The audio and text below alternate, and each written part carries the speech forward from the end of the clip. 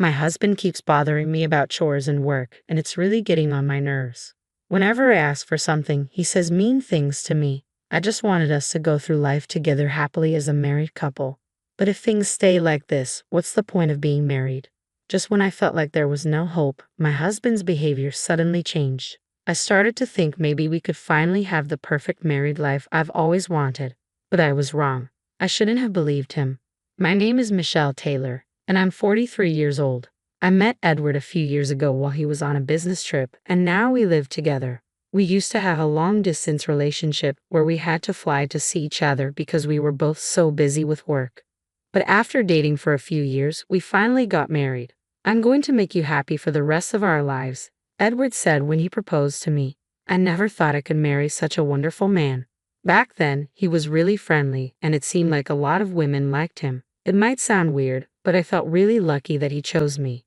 Because of the distance, I moved to where he lived, and we started our life together as a married couple. But I couldn't just quit my job, so I found another company to work for. Why? Well, because Edward wasn't earning enough. Either his company didn't pay well, or he hadn't been promoted. I wasn't sure, but his salary was definitely too low. If I stopped working, we wouldn't have enough money to live on. At first, Edward wanted me to stay at home. But as we faced reality, he stopped talking about it. Even now, years later, it's the same. We both worked hard to make ends meet. But then something happened that changed everything. It was because of Edward's actions. He was really nice when we first got married. But as time went on, he started showing his true colors. It started with little things. Like, he wouldn't clean up after eating. Hey, can you clear the table when you're done? Oh yeah, sorry. He'd do it when I asked, but then he'd forget again a few days later. Can you take care of the dishes? Oh yeah. We had talked about sharing household chores before we got married, but once we were married, Edward hardly did any chores. He always had an excuse. I thought maybe he was just tired, so I didn't bug him about it. But if I'm honest, Edward finished work earlier than me, and it seemed like he had it pretty easy. He even said his job was easy. Meanwhile, my job was demanding and kept me busy almost every day. Dealing with Edward and managing work along with household chores was really tough. Couldn't he pitch in a bit? I reached my limit and decided to talk seriously with Edward.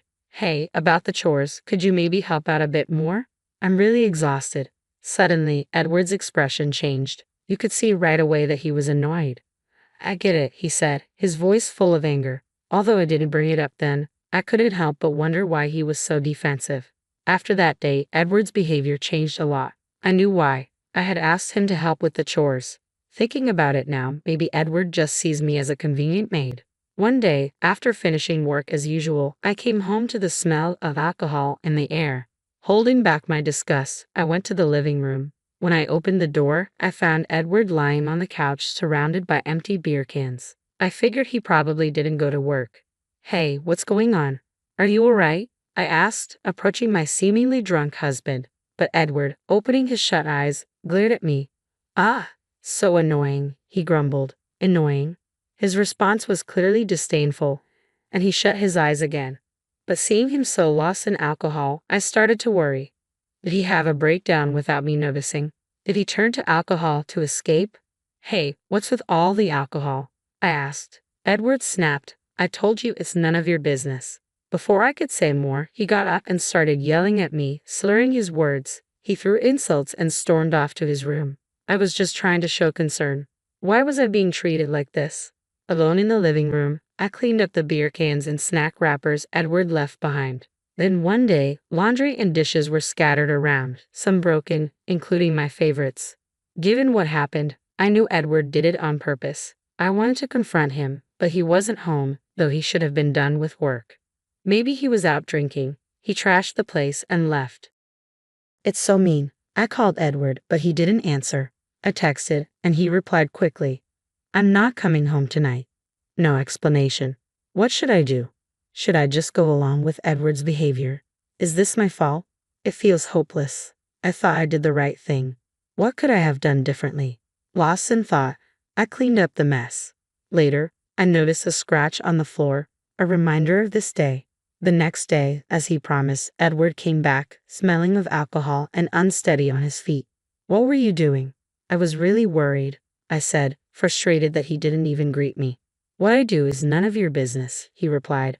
We're married, so of course it's my business. His attitude made me even more annoyed. Pressing him further, Edward gave me an irritated look and went to his room without a word. Oh dear, a sigh escaped me involuntarily. Did I really marry someone with such a difficult personality? Where did I go wrong? Tears started flowing as I thought about it. But I wasn't giving up. If I'm patient and keep facing my husband, maybe one day he'll understand how I feel. He might spend weekends with me or even help with chores. I'm not asking for much. Right now, I just want him to be in a good mood. With that hope, I tried to talk to Edward. How was work today? Tough day. Dinner tonight is meat and potatoes. But he didn't respond well. Ignoring me became routine. He'd click his tongue and give annoyed looks. Fixing our marriage seemed impossible with Edward acting like this. Lately, he wouldn't even touch the meals I made. Eventually, I started to rethink our relationship. Should we stay married like this? Would it be better to leave him alone? The more I thought, the more negative I became. I made one last plea to Edward. Please don't ignore me when I talk to you. Surprisingly, he seemed to understand and apologize. I'm sorry. I was surprised. I never expected him to apologize. Then he said, I'll help with the housework from now on. Really? Yeah, I've been thoughtless until now, he said, gently patting my head. It felt like it had been years. It seemed suspicious, considering his past behavior. It's natural to be skeptical, but I wanted to believe Edward had changed for the better, and I let myself hope. Afterward, he truly started helping around the house. Laundry, cooking, cleaning, sometimes everything was done before I got home. I never knew Edward could cook. Sitting down in front of my beaming husband, we shared meals together. He also put more effort into his job. He used to avoid overtime, but now he mentioned studying for certifications and often stayed late. How's work going lately? I asked.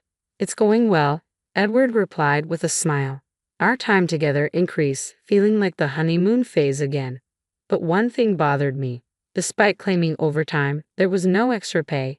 Since Edward never did overtime before, it was puzzling. Aren't you getting paid for overtime? I asked. He said, Oh, it's for independent study. I didn't request overtime pay. Oh, really? I'd like him to claim it for the extra money, but I'm not familiar with his company's policies. For now, I decided to trust Edward's decision. However, I would later regret fully accepting his changes. One day, my business trip was confirmed. I would be away from home for work. Before, my business trips were shorter, but this time it's for a whole week. Excitement, anxiety, and loneliness all grew within me. When I told Bob about the trip, his reaction surprised me. A business trip? How many days? Usually he's not very interested when I mention business trips and never asks how long I'll be away. But this time, he showed interest and even asked about the duration. It seems Bob is genuinely trying to prioritize our home life. With that thought, I felt grateful to have married him. I think it's going to be a week from the week after next.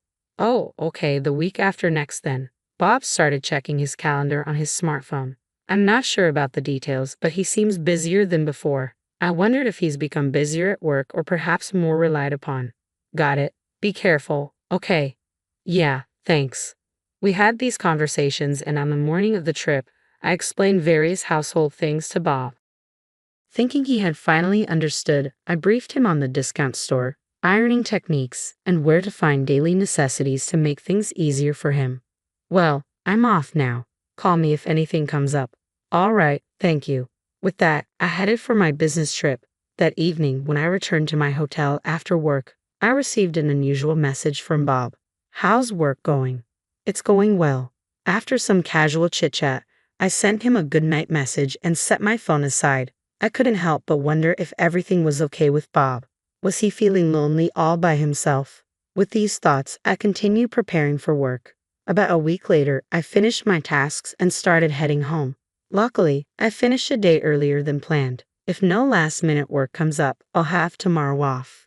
Feeling happy on my way back, I thought about cooking dinner and stopped by the supermarket. What should I cook? Curry, stew. Then I realized we might be out of oil, and it dawned on me that I hadn't informed Bob about my early return. Would he be surprised if I just showed up? I texted Bob to check if we had oil at home and to let him know that my business trip had ended early and I was on my way home.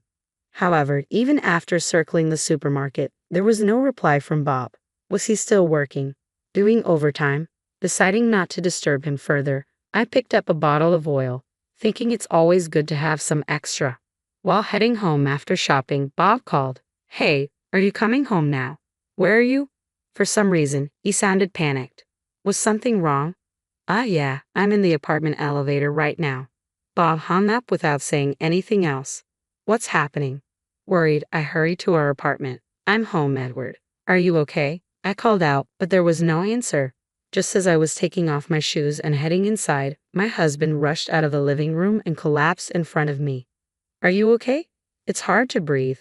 "Call an ambulance," he said, grabbing my hand. I dialed 911 quickly. Within minutes, the ambulance arrived. I let the paramedics in, and they checked on my husband.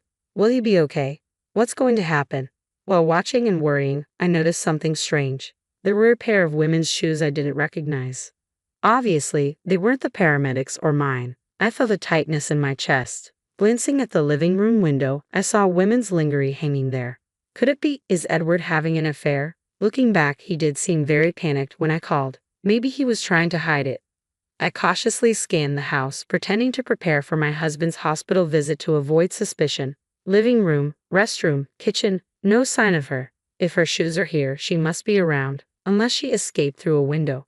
Finally, in the bathroom, I see a light on and a silhouette. I open the door and look at the bathtub. I can't believe what's in front of me. I wish I had been mistaken about the shoes and the lingerie. I head back to the front door. The conversation with the paramedics goes like this. "You're his family, right? Please come with us." "I'm sorry, there's been a mistake." The paramedics sound shocked. Edward too lets out a surprised sound. Ignoring them, I bring the woman from the bathroom to the front door.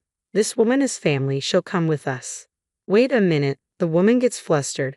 Edward seems shocked too, and suddenly sits up with force. "You." The paramedics quickly try to calm down Edward, but he seems fine. "What do you think?" "Well, he doesn't seem to be in critical condition." In the end, it's decided that Edward doesn't need immediate medical attention, but if he feels unwell again, he should go to the hospital. The room falls silent after the paramedics leave. So, what's going on here? I sit both Edward and the woman down and demand an explanation. At first, they look uncomfortable and remain silent. But as I continue to stare silently, they seem to give in. Edward speaks up. "I'm sorry for the misunderstanding. She's a colleague from work.